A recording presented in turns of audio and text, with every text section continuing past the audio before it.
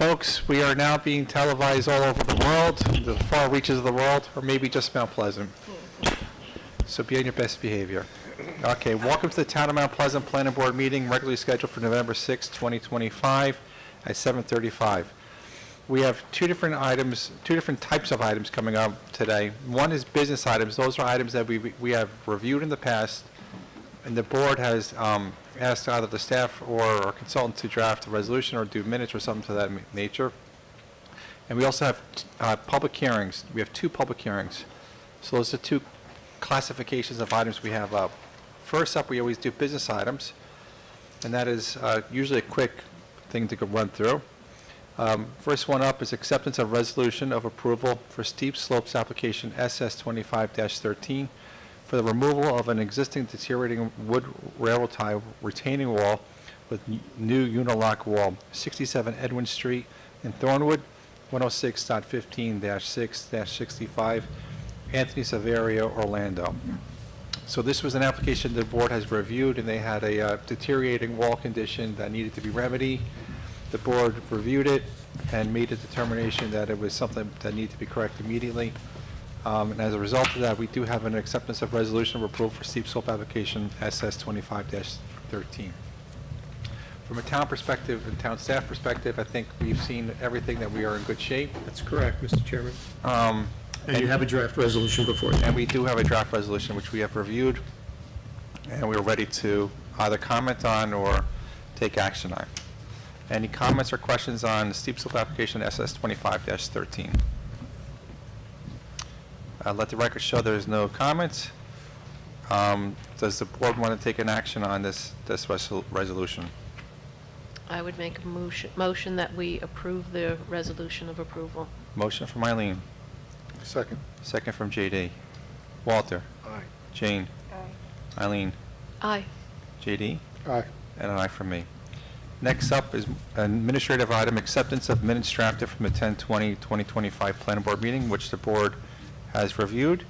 Any thoughts, comments, or anything on the planning board meeting minutes from 10/20/2025?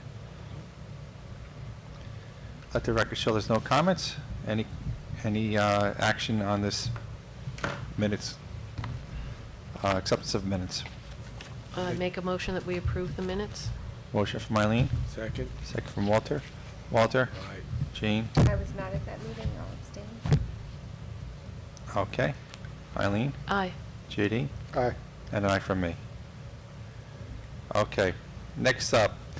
So this is the public hearing part of the conversation. We have two. We'll go through them, but this is where we encourage the community to come up and share their thoughts, questions, or comments on the applications. The first one up is number one, 1215 Bedford Road, lot line modification to accommodate construction of a new detached garage. Application subdivision PSD 25-3, locations 1215 and 1235 Bedford Road, Pleasantville, New York.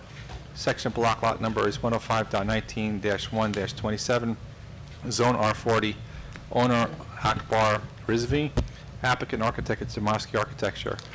Now, this is a little different than other meetings we've had because it is a public hearing. So if anybody wants to come up and get closer, we could turn this, because we've seen this, maybe just turn this a little bit. JD, I think you're okay, right? Okay. So it's a public hearing. So what happens is he's going to review the application to the public and to us, and then at some point we'll open it up for comment. Okay? Mr. Chairman? Oh, yes. I always Waive forget the one reading. thing. See, even I make mistakes, but actually often I make mistakes. I forgot to do one administrative item. She's waving a sign. This is what the sign was saying. We need a motion to waive the reading of the public notice. I'll make a motion to waive the reading of the public notice. Motion from Jane, Second. second from Walter. Walter, Aye. Jane, Aye. Eileen, Aye. JD, Aye. and I from me. There we go. Okay, good evening, Mr. Chairman, members of the board. My name is Steve Domofsky Architecture. So we're here tonight for a lot line adjustment at 1215 Bedford Road between 1235 Bedford Road. So my client bought the property a few years back, and the house doesn't have a garage on it. So after living there a few years, he wanted to put a garage on the property, and contacted a contractor. Contractor came over. They had a conversation, and the part about doing drawings and filing for permits was a little bit neglected by the contractor. My client doesn't have much knowledge in this. So we engaged the contractor, they started doing work on the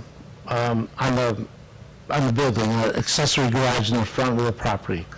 So unfortunately, he now knows that he needs permits and needs applications, and the location that the contractor put the building was over the property line. So when I met Akbar, the first thing we did was, let's look at the location of this building. Is it the right location? Is there a better location for this thing? Is it worth going through the process of the board, or is it better just to remove it and start all over again? So we studied it all over the property, and the left image there shows Akbar's property, which is a triangular shaped property, which is right here, and the neighbor's property to the left. So the property that Akbar owns, you can see the location of the house. There's also a septic system in front of that house. And the property is about 8 feet lower than Bedford Road, so coming into the property is very hilly. But there is a good accessibility in the leftmost corner where the house is, right here.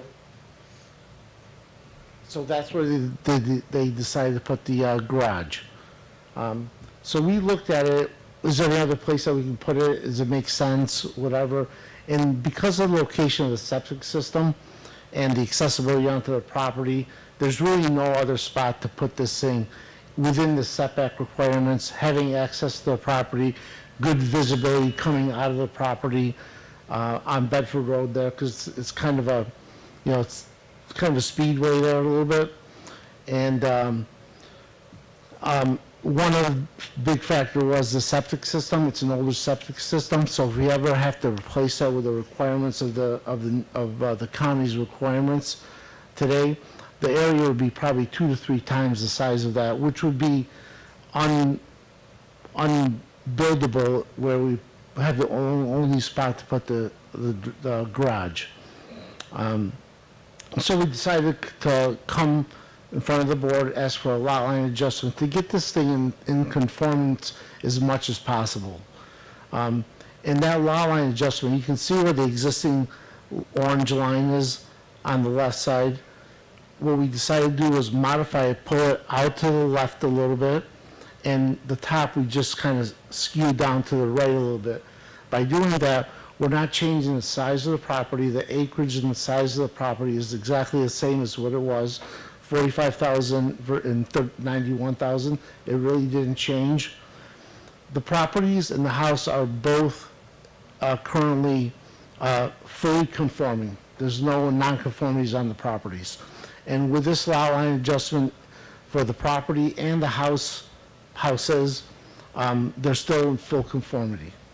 So there's no nonconformities being introduced to the properties.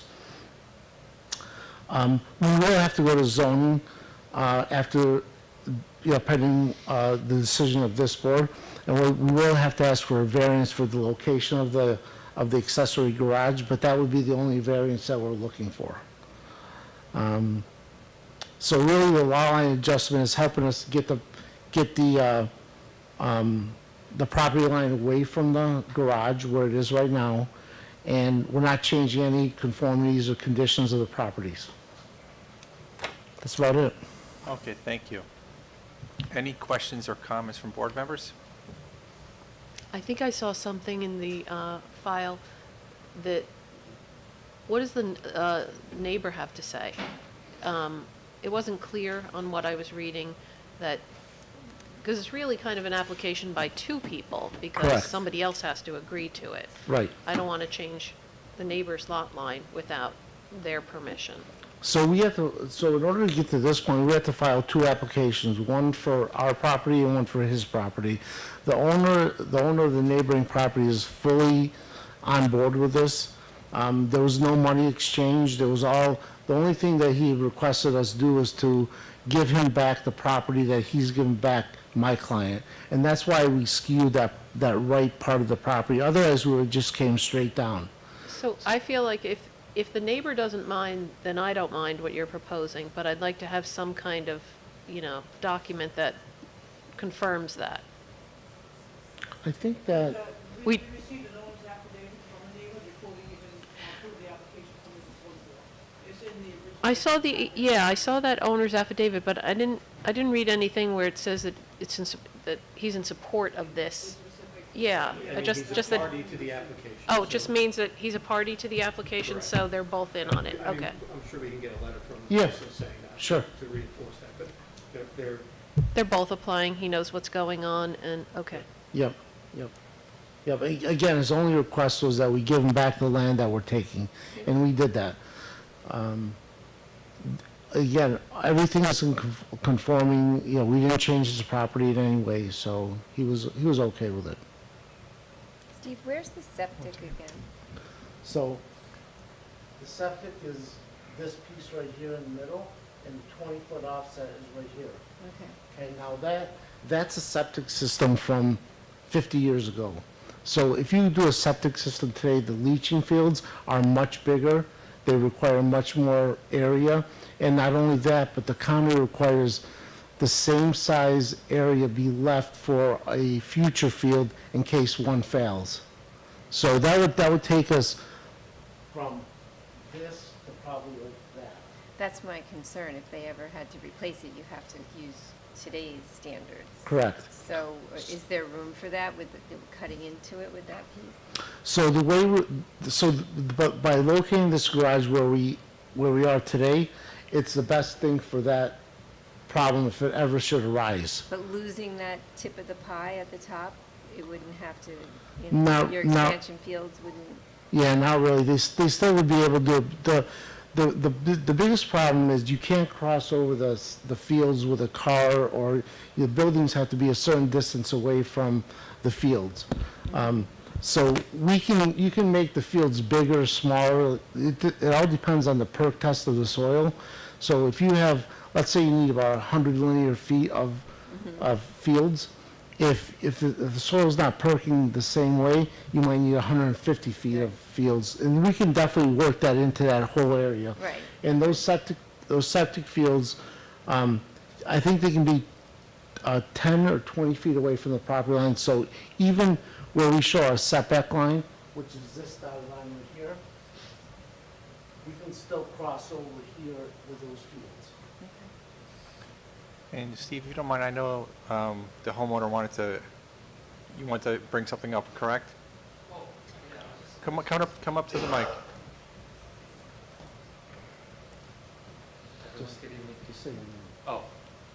Akbar Rizvi, good evening, and thank you for your time. My neighbor would have been here tonight, but he had to travel overseas for a wedding. So that's why Okay, he's- all right, well, thank you. But he was trying to convince me that that was my land, and I was trying to tell him that I was his land. But Yeah. he's been great. Do you think just for an administrative step, we can just get a note from them? Yeah, Okay. Absolutely. That would just be good for our records, just so we have that documented, and that would dot I and cross that T. absolutely.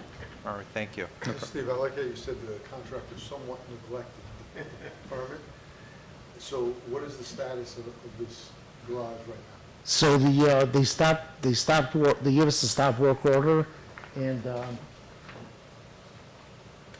they built part of it, but that's what they got, the stop work order. So we want to try to keep that, because not only is it hidden in a spot that's a good spot, it's unobtrusive, it's not seen from the street, it's not seen from the neighbor's property, it's very, it's kind of concealed. And I have a few other pictures, you'll have to skim through them. The property, it shows property from different angles and how steep it is, and the only real access is where we have the access right now for the property. The driveway. The driveway, yeah. Pat, does this go to the county health department? It would be, it's, they're modifying the plat. So yeah. Okay, so that they would be looking at the septic, whether there'd be enough room or So something like that. This would probably be a non-jurisdiction issue, but the septic system's a problem for them because the issue with respect to that is, does the placement of the garage obviate or prevent the installation of a fully conforming septic system in the future if it's required? Mhm. The problem is it couldn't do that because the driveway's already there. It would have to be under the driveway on the other side of that, which is that very little area. They're not gonna have enough room. Right. They're gonna have a problem if they do have to meet that requirement, because as you go toward the back, topography gets steep. They probably have a challenge with this if they have to upgrade that regardless. And they probably wouldn't park back there. But also, if you have like, you can only do what you can do on your property, Right. and they would be That's in the future that's saying, do the limiting best you can. factor on this Yeah, drive. He's not gonna be able to add 4 bedrooms to this house. yeah. Right.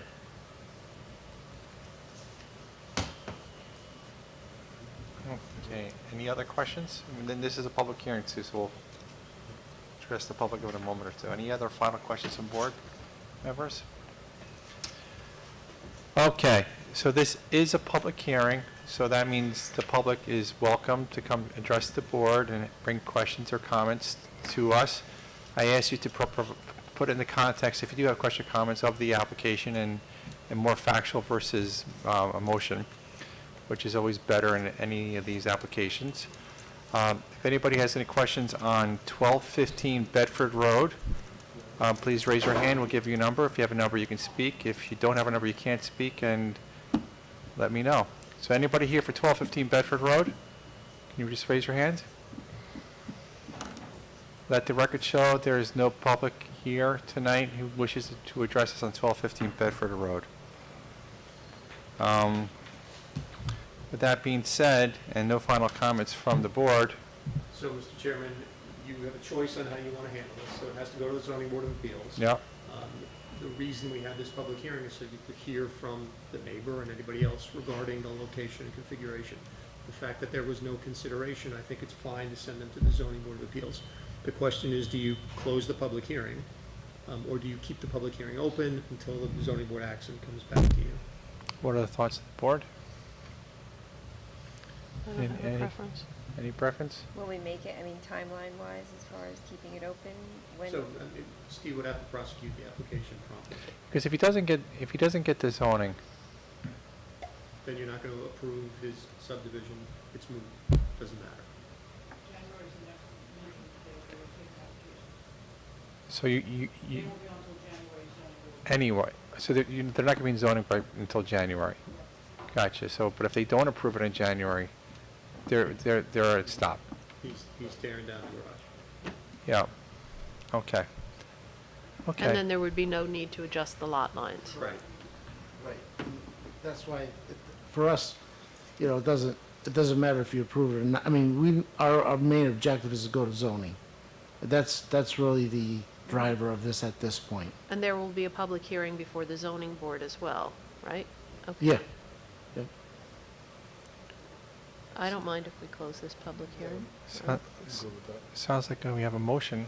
Oh, Yeah, I'll make a motion to close the public hearing. Motion from JD, second. second from Eileen.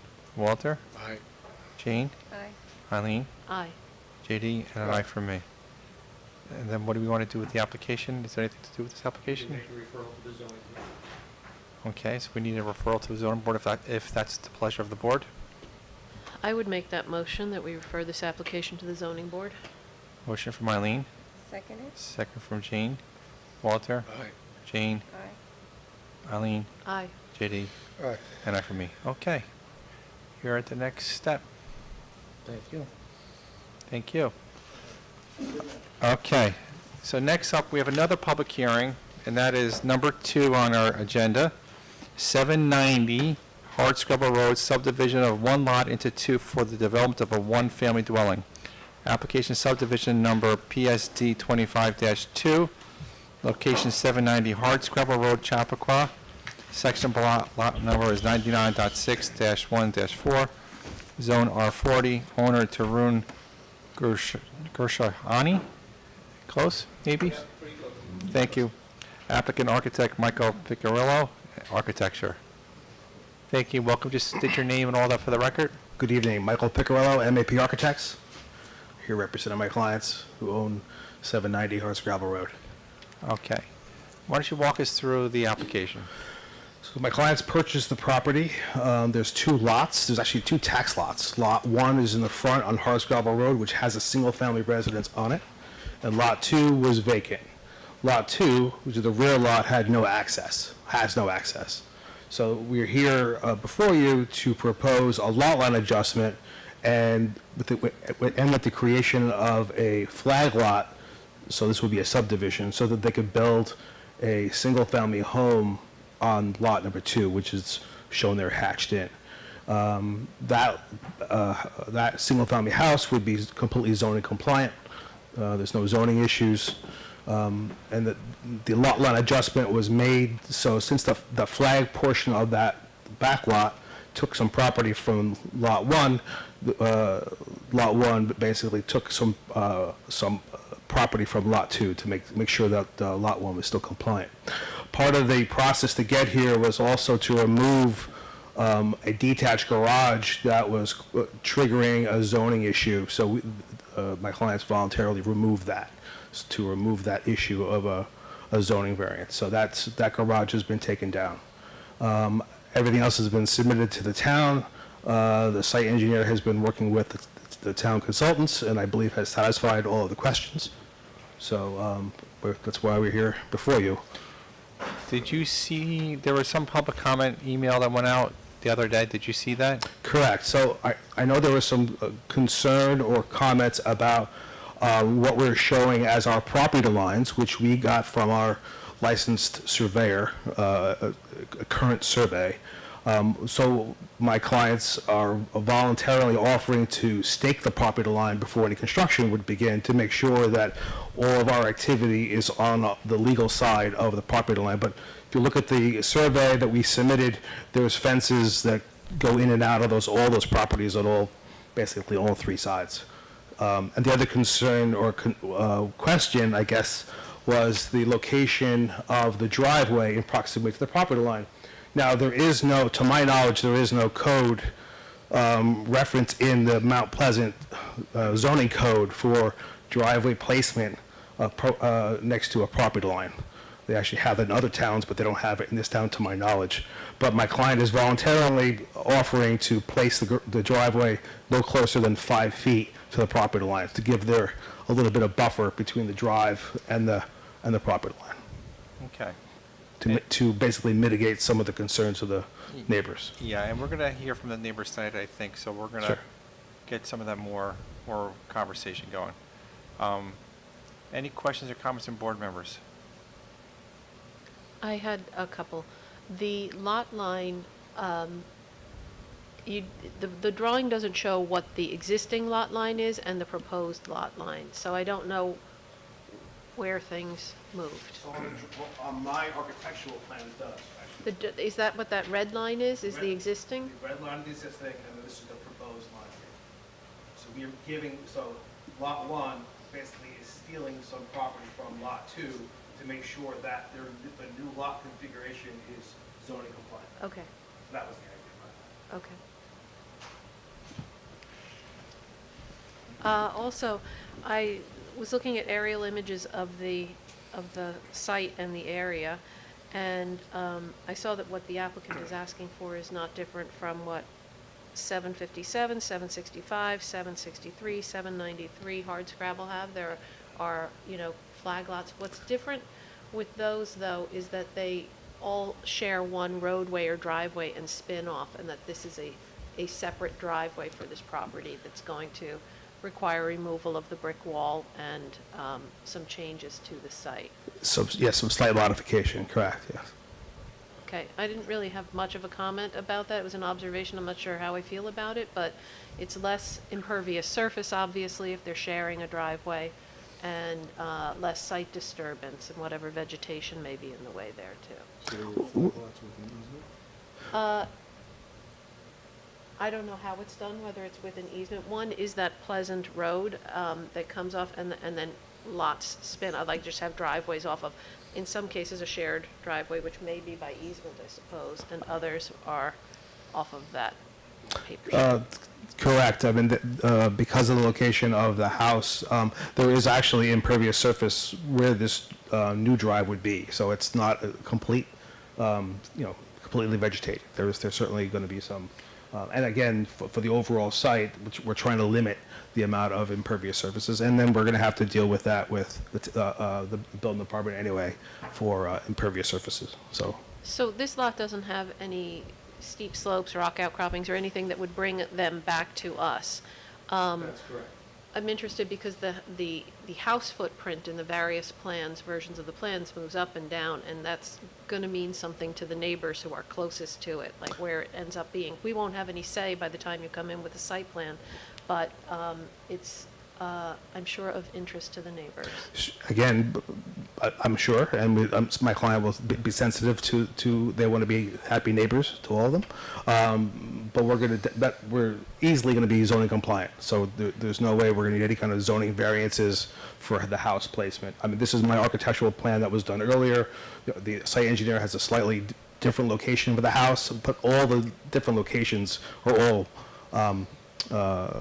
zoning compliant. Obviously, with the site engineer's concerns with our stormwater management and septic. So that will also govern, tweak the location of the house, but the house will be zoning compliant. And just to clarify that, the house will be zoning compliant, it will meet the setbacks. The lot is not compliant. The flag lot it doesn't have a minimum lot width. So there's a variance required for the lot width. That was Yeah, I think the dismissed. building, I think Sal gave us a letter that says that typically it's measured, or Oh, I'm Joe sorry. Briganti, Sal that's did provide an update Yeah. on that, so yes. Yeah. correct.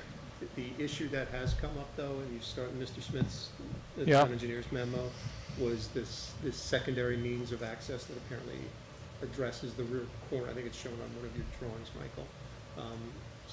Dave's raised that point and indicated that there is a secondary means, potentially a secondary means of access, which needs to be clarified.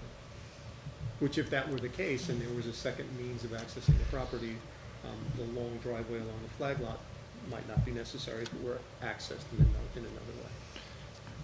Okay. Anything else? Can I ask one thing about that? If that were something that this board wanted to pursue, the access through the easement at the back of, Right.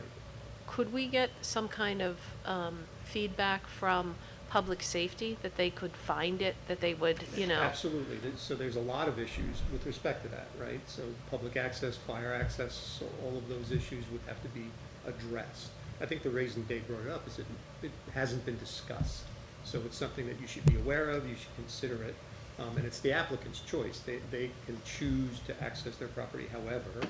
You have a right to then accept that or deny that. But I think all Dave was saying is it hasn't been part of the conversation, and it ought to be. Okay. Okay, I know the applicants wanted to address the board. It's your application, so come on up.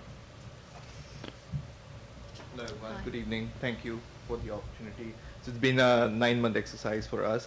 So we did explore the secondary access opportunities, but we were told by the inspector that he wouldn't give us a building permit if he went through the other access options. So that's why we had to choose the option that the flag lot option. He specifically told us that we wouldn't be getting a building permit. So that's why you see that.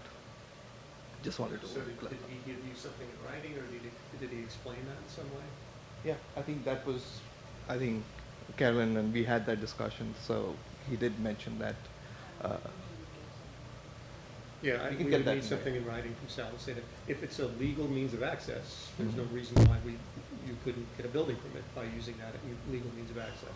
So let's see what Sal has said with respect to that. I haven't Okay. seen anything, nor have I talked to Sal this afternoon, he didn't raise it. Yeah, and you even heard me just reference it. We're always looking to dot the i's and cross the t's. Sure.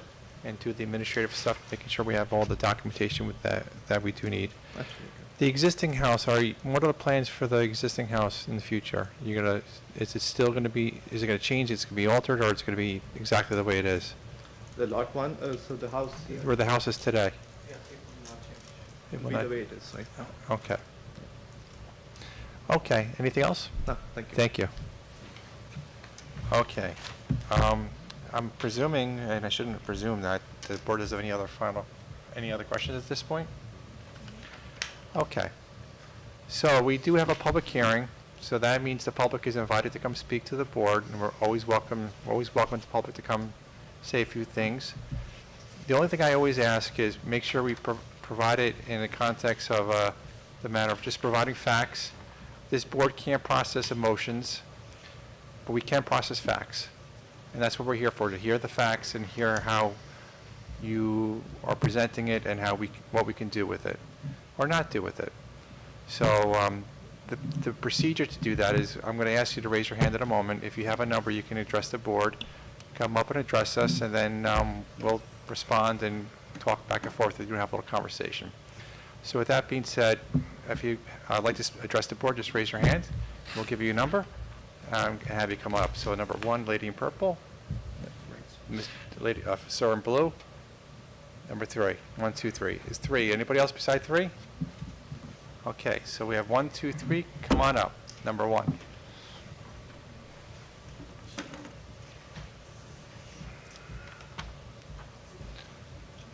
Good evening, everyone. Hi, I'm Nancy Turr, and my husband Gary and I want to thank you for giving us the opportunity to discuss our concerns as owners of 806 Hardscrabble Road, which is the So, adjacent yeah. house So north. do me a- Oh, sorry. We forgot to do one administrative item. I'm so sorry to No do that. worries. This is the second time I've done that tonight. You know that? We need to make a motion to waive the reading of the public notice. I'll make a motion to waive the reading of the public notice. Okay, motion from Jane, second from JD. Walter? Aye. Jane? Aye. Eileen? Aye. JD? Aye. And aye for me. Thank you for your patience. Sure. You can hear me okay, because this is kind of hot. You can turn that down or hold it if you like. I'm sorry, I threw you off your cadence, but go right ahead. Let's see. As I was saying, my husband and I are the owners of 806 Hardscrabble, which is the adjacent house north of 790 Hardscrabble Road. For us, the largest impact of the subdivision would be the necessity to build an easement running adjacent to the entire length of our yard on the south side of our property. When we purchased our house back in 1992, there already was an easement going down the entire length of the north side of our property. And we bought the house knowing at the time that this affected the value of our house in a negative way. Building an easement down the other side basically sandwiches our home and yard entirely between two approximately 400-foot easements. I mean, we're not talking about a short driveway. 400 feet is the whole depth of our property. This is not desirable for us or for any future homeowner. And not only would it diminish the value of our home, but we believe it would make it harder for us to sell our house in the future at any price. It's just not that desirable. There'd be an increase in noise from car traffic so close to our property. In fact, when we looked at the site plan, there's absolutely no setback at all for the easement. The plan shows an existing fence and doesn't even show the property line. The fence is actually several feet inside our property. Our property extends beyond the fence. And this would certainly affect the privacy and quiet enjoyment of our house, our deck, and our yard. Headlights from cars entering and exiting would shine directly into our bedroom windows. The building of the easement would also require the removal of at least 20 live trees. These trees create a natural buffer currently, which has served as a source of privacy and beauty between the two homes. An additional concern would be the negative impact on the drainage of storm water runoff. There would be fewer to no trees or soil to absorb the rainwater, and it could result in a flooding issue of our property.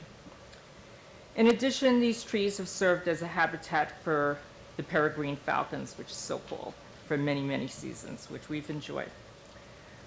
I might add that 790 Hardscrabble was recently purchased at market price that certainly did not take dividing the lot into account.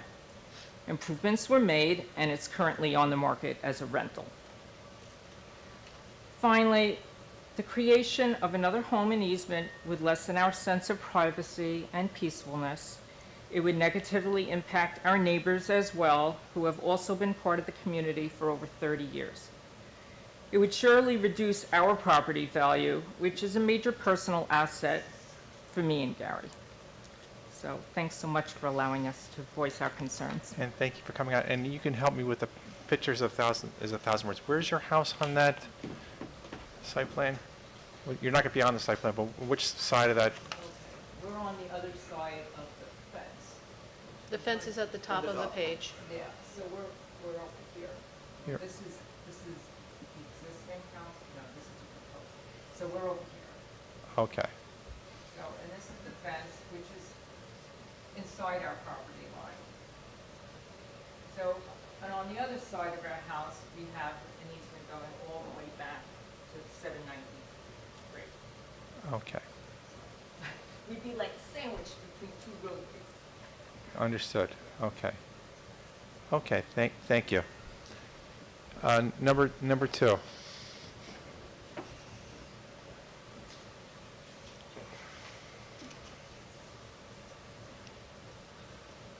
Good afternoon. I do have you were asking about that street that goes in the back. I do have a picture of that if you want it. You know that access road that you were talking about? Yeah, Pleasant, yeah, I do have a picture of that on the survey if you want to see it. Pictures always help. sure. Yes. Do you want to put it up there so Sure. everybody can see? So my lot Can we is get a name for the record, please? Vincent Gropa, 793 Hardscrabble Road. Thank you. Okay. So my lot is, this is my lot up in here. I have 3.5 acres. This is the proposed house, and I have 3.5 acres up here. So I've been in Mount Pleasant for my whole life, Thornwood for 30 years and Hardscrabble Road for 30 years. My job is to make landscape houses more beautiful. So I have proposed actually purchasing this property and leaving it forever wild. That would be my goal, if I could work something out with the new owner. That would be the first goal for me. Because there's no fences, deer and coyotes and turkeys, and like my whole life, I've done water features, koi ponds, all this beautiful stuff on my property. Just go outside, eat dinner, and this is the property they're talking about is an existing, or was an existing apple orchard. And I would love to turn it back into an apple orchard and, leave it there forever wild, if that's possible. That being said, if this was done the way it is, with the structure here, my entertainment area is right here, and then this will be like right on top of me, whereas the other access is through our owner has another piece of property on the opposite side. So in other words, this is my property, and he owns a home on this side also. So the access would be through his property, which would give him, it would take all this away. It would just be like from Pleasant Road, that private road, just be a little boom right into the lot. So it seems like all this would go away and just make it better for all of the neighbors, not to have that big driveway going all the way down and the house on top. It would also change the way that this building would be, because this would be frontage. So I would have a 50-foot setback in the back, which would take the house away from, my whole entertainment area and privacy. Privacy is a huge thing for me. I don't have any fences.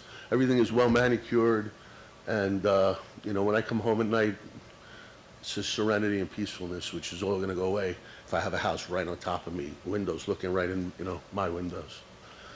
That being said, she mentioned the peregrine falcon, which is an endangered species, New York State and federally. And we have a nesting pair that comes every year to our properties, builds nests. They teach their babies how to hunt and fly. So the other thing I want to bring up was the placement of the well, which is, I believe, right here on top of my property. And as you know, I mean, my well is absolutely perfect. I have, I don't need to treat it at all. And by drilling a well right next to my property line, that will also affect my well and, you know, possibly with contaminants and then change the way it works and how much water I get and all that other things. So if this does go to fruition, I would love to be able to, you know, maybe change the well placement, you know. So, I'm sorry, so you want to change your well placement? No. They're proposing a well right here on Gotcha. the property line. This is if this whole thing goes, like later on, I'm just saying I would like to, you know, not have the well right on my property where it could disturb my well. Gotcha. If you can understand. Yep. You said you had some pictures or images of I do. the access road? Yeah. That would be helpful. Okay.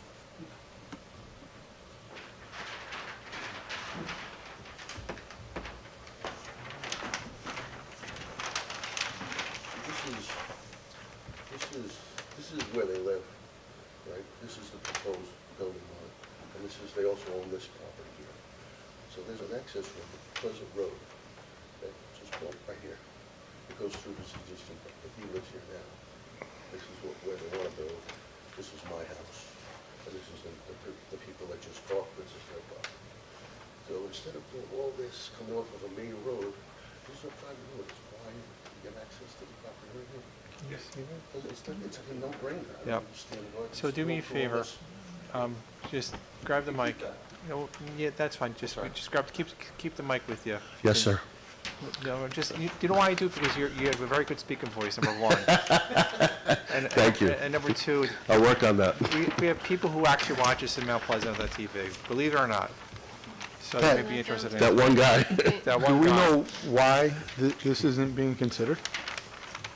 I'm not sure if you want to, So, we've identified it and so let me just, Mr. Grappa. Gropa, yes. Grappa, anything else from you? No, I think I'm good. I think I, you know, said my piece. All right, well, thank you very much. Ideally, I would love to just leave it the way it was and take care of it monetarily, if that could happen. Understood. All right, thank you. JD, I'm sorry, I just wanted to, what JD, you were saying? I was just asking Pat, you know, if we know why that's not being considered. I mean, from what we're looking at, that seems like a logical scenario and less invasive. It would make a lot more sense to me. Yes. So, we had to demolish our garage. So we came here before, and we were clearly told we won't get a building permit, and we had to demolish our garage, which we did on lot 1, so that we could accommodate this. This board told you to demolish the garage? Yes. And I did it. And I filed a permit, you did not directly. We- I think the building inspector did. Which is I not, mean, which is not this board. I mean, the town did, right, Yeah. to get access. And we actually wanted to use the easier path because we actually live here. We wanted to use that to get in. It would be cheaper and easier for us to do, but we were told So- to get frontage, you needed frontage to get a building permit, so that's why. So that's absolutely correct, but if that's a legal map right-of-way, it provides frontage, as Dave indicated in his memo as well. Okay. But, so we don't know that that is or it isn't. This is just, you know, Yeah, and that's. We don't know if what Pleasant, is a legally mapped road that provides frontage, or it's an easement, or a right-of-way, or a driveway, or a, we don't know that yet. So we have one more speaker, number one, but I have thoughts on that. I think that's something we're going to need to understand, I think, at some point. definitely. But, okay, speaker 3.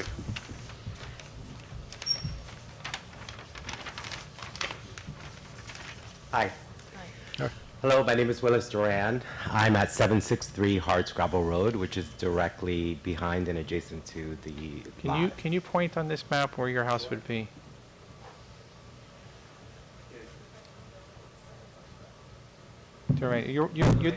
You're right behind the, yeah. I see where you are on this map over here. Thank you, because I have a hard time interpreting exactly You're right here. There we go, that's what I thought. So I'm right here. Okay, just go right up to the mic. Excellent. So I have concerns similar to what my other neighbors have shared. One, and I don't know enough of the details, so I recognize we're not kind of moving on emotion. I'm not prepared with kind of a list of facts. I just came off a plane, to be honest. Privacy is, of course, a major concern, so one of the things I want to make sure of is if this proceeds to advance, one, that there be enough setback and room between the house that's being built and my house, such that either, A, there's a buffer, whether it's one, of space, two, evergreens, three, in a way that makes sure that the second-story window doesn't directly overlook my yard and my property, because my property runs directly alongside both of the properties that my property runs alongside both this house and this house. I'm completely covered from this house. Doesn't exist right now, so my only ask is that there be sufficient buffer, whether that be evergreens, space, a combination thereof, and or some restriction that doesn't allow a second-story window to look directly into my property, where I spend tons of time with my family and where I have a pool actually right behind the house that's being built. My second concern would also be similar to what's been mentioned around the drainage. Clearly, the construction of new property is going to require changing to not only the vegetation of the area, but also the grading of the area. My property is actually on a slope that goes downwards to what I believe are protected marshlands. My foundation has already been subject to terrible damage and flooding due to storm water, and so I just want to make sure that there's been a proper assessment to ensure that there isn't additional damage or water that slopes into my property and damages it even further. I had to renovate my entire basement because of the flooding. And behind me, there's also marshland, which I'm not sure also needs to be addressed. That's actually interesting. I'm piqued by that. So there's marshlands on your property. Correct. That are adjacent to this property. That's something we can examine as well to make sure there's minimal or if any impact to the marshlands. That's something we can double click into. Thank you. My third concern, so those are two kind of key concerns, and then overall, and it's not so much an emotional plea, but from what I understand, the space, the maturity of the trees, and the privacy are things that inherently add value to our home and is part of why we moved into the area, similar to what my other neighbors had stated. And so I want to make sure that there isn't, that we aren't setting a precedent to have other subdivisions made that undermine that value, because it's precisely why we're there, and something that I wouldn't want to be impacted by, just matter-of-factly, because I've worked my whole life to be where I'm at. And for a guy who came off a plane, you did pretty good. You presented a lot of good facts. Some things we can click into. Some things we can't click into, but we can click into some of them. One of them is the marshland conversation. And what piqued my interest there was, I don't know if we really should get the CIC engaged, because if there's a marshland there. Not yet. There's a step before that. Okay. So we will eventually at some point get them involved. Yeah, so what I would ask Michael to do is, you gave us a manually filled out EAF. Use the DEC EAF mapper, which will identify adjacent wetlands. If that's the case, we'll identify if the peregrine falcon is identified on site. All of those things are mapped by DEC. If you use their mapper, it will come up on the form. And for those who don't know, CIC Conservation Advisory Committee, they are a body of people in town who volunteer their time to make sure that the environment is as protected as well as it can be in the environment that we live in today. Yeah, the interesting thing about our CAC in this case is if that's a state-regulated wetland or the state assumes control over it, our 50-foot setback, which may not extend on this property, would turn into the state's 100-foot wetland setback, which may extend onto this property. So that's why the DEC's involvement is necessary to understand what's going on his property and how it affects this property. The other thing we can double click into, and it's something we've done before on the board, is sometimes we encourage the applicant to ensure that we be a good neighbor, and maybe sometimes we ask them to put some trees or plantings or screenings to help mitigate the impact to neighbors such as yourself. We're not there yet, but that's something we're definitely going to take a note of and make sure that we think that through. So thank you for that, and I'm sure you're weary from your flight, but it was worthwhile you coming out. Thank you. I Thanks have for a the question opportunity. about the trees. So where your property is now, what is the height and the maturity of the trees along that lot line? That's a great question. I don't have the facts, but I would guess, my best guess would be that the trees are about 100 years old and stand somewhere between 50 and 60 feet. Right.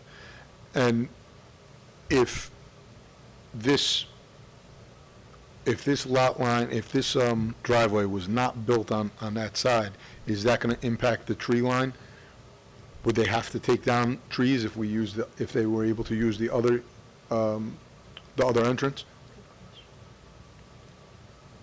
I'm sorry, can you clarify? So the gentleman showed us that there's a possibility for another entrance off of Pleasant Avenue or, right, down there. So if they use that entrance instead of having to, this flag lot, would the trees be impacted? I presume trees would be impacted, but not on my property line. So if my property line's here, there are a few trees that are going to the property line, which I don't think. And what about along the other side, Michael?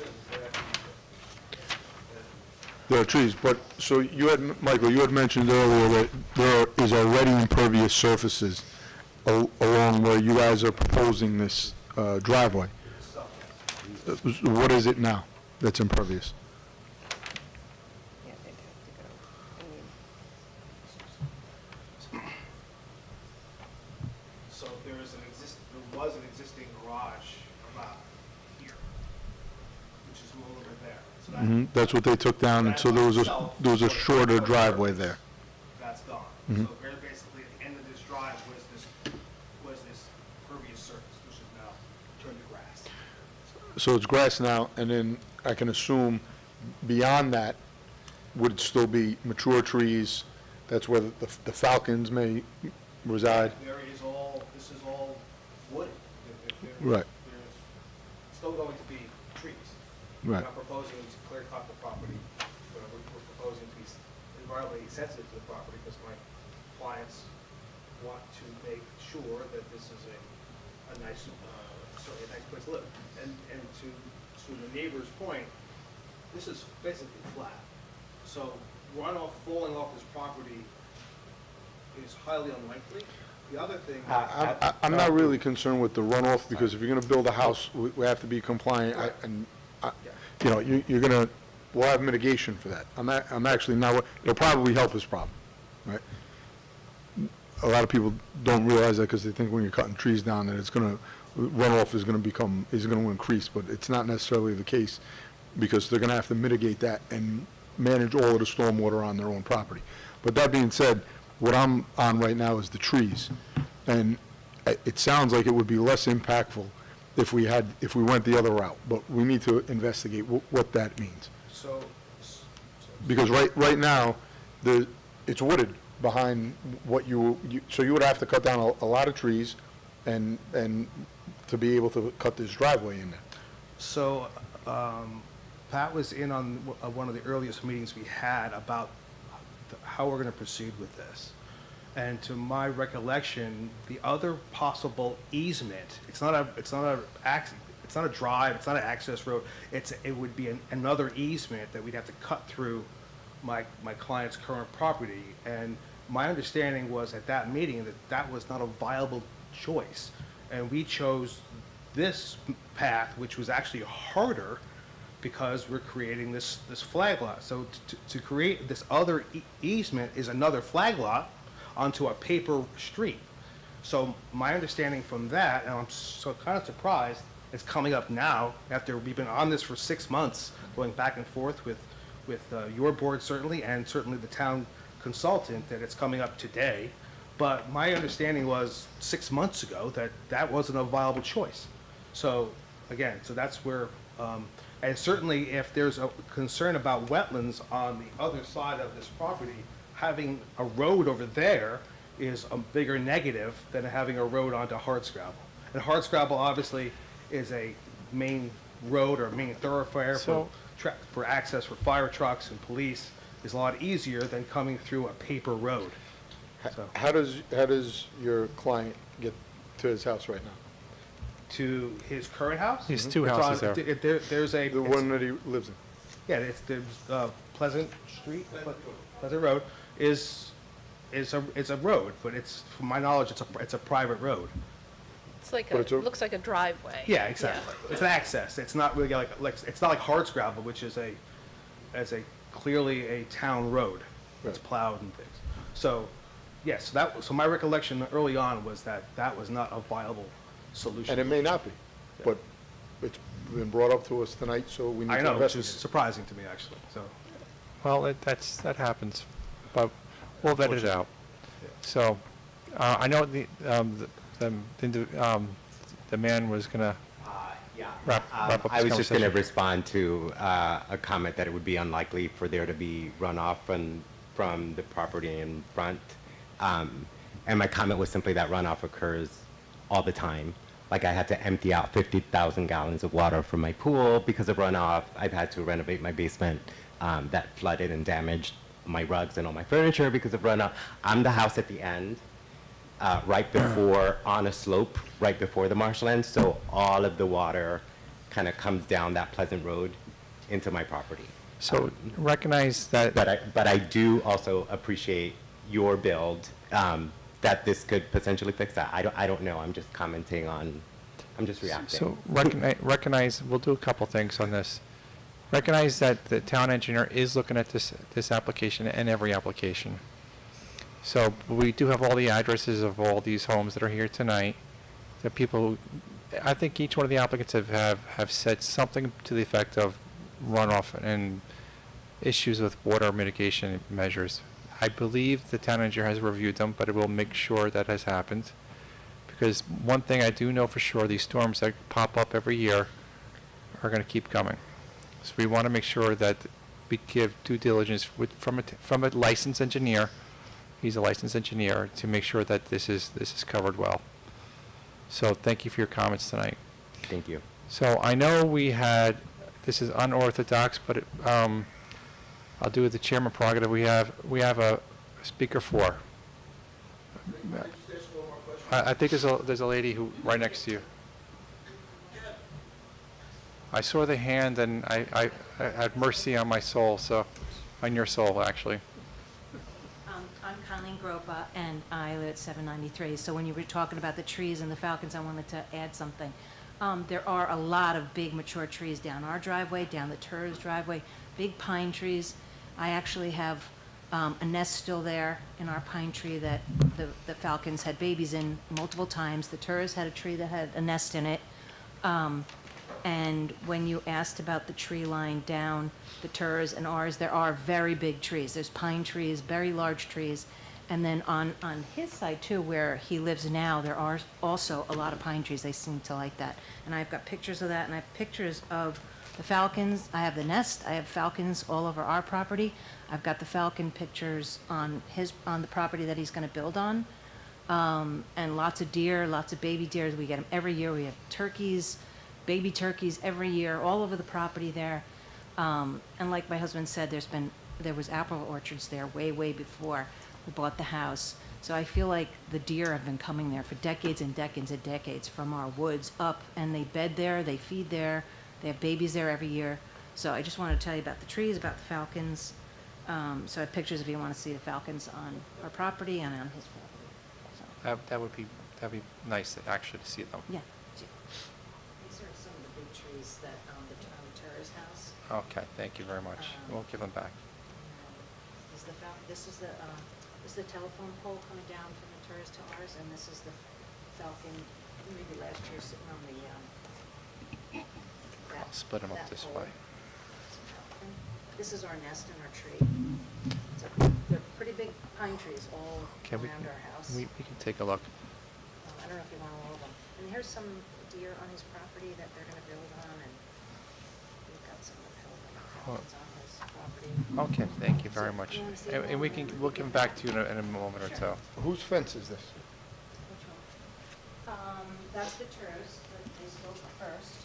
So what they're proposing is putting a driveway on the other side. So of the what we fence want to, all the what way we down. want to do, just so you know, I know you're holding the picture, Jeremy, but we can't have you, we have to have you at the mic when you speak. Oh, to tell you. Yes, this fence is the TERS, so it's showing a picture of a lot of the mature trees, but on the other side of this fence is where they're proposing to put the driveway all the way down. So I think a lot of the trees are going to have to come down, and they're big. Since the trees seem to be an issue for, or a factor in the consideration of where to locate a driveway, do we have a tree survey We don't for have the a tree property survey, on but this? we have chapter 201, our tree ordinance, which requires a tree density factor calculation to be done. So that information is necessary before you make a decision. Okay. And if we could note kind of where the trees are on the site. We don't maybe need a tree inventory of the overall, but along the Areas two of areas under, disturbance. yeah, Typically, it's the area of disturbance. okay. And we'll hand pictures back to you in a moment or two. Yeah, but we won't take them. But thank you for bringing them up. Okay. Just one of the benefits of being on TV is that the building inspector's been watching and alerted us that they had never directed the applicant that they could not use the back easement or roadway. He was unaware of it, I was unaware of it. So it's new information, and again, it just has to be brought into the consideration. Yeah, and that's what this process does, right? It finds out things that need to be discovered to make sure that we're covering everything, we're dotting the i's, we're crossing the t's. And this is something that just needs to be vetted out, so I think this application needs a little bit more refinement before we... We nor the CAC makes any decisions with respect to endangered species, so it's easy to say there are peregrine falcons in the area. That requires the documentation of the DEC, and they would be the ones that would provide an opinion to you whether or not those trees are required for habitat or whatever it might be. So there's, as I said earlier, a step from the DEC for two things: the wetland next door, as well as what may be endangered species that may. So not be. how do we do that again? So it's the applicant's obligation to reach out to the DEC, but an intermediate step, which is easy to do, is use the EAF mapper, which will tell us right away in 5 minutes if there's identified environmental constraints on the property.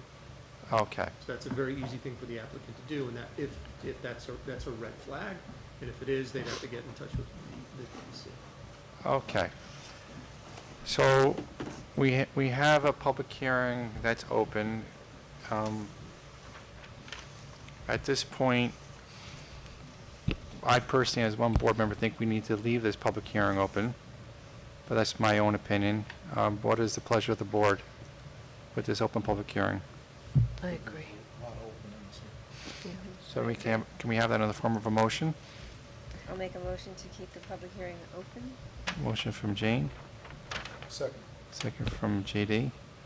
Walter? Aye. Jane? Aye. Eileen? Aye. JD? Aye. And I for me. Okay, so, and then that's it. We do have the photos for you that were very nice for you to bring up to us. So I'll give this to you in a moment or two. And that's it for us tonight in this application. Thank you. Okay, and board, just hold on for 1 minute, 2 minutes. We have a couple things to do. Administrative things.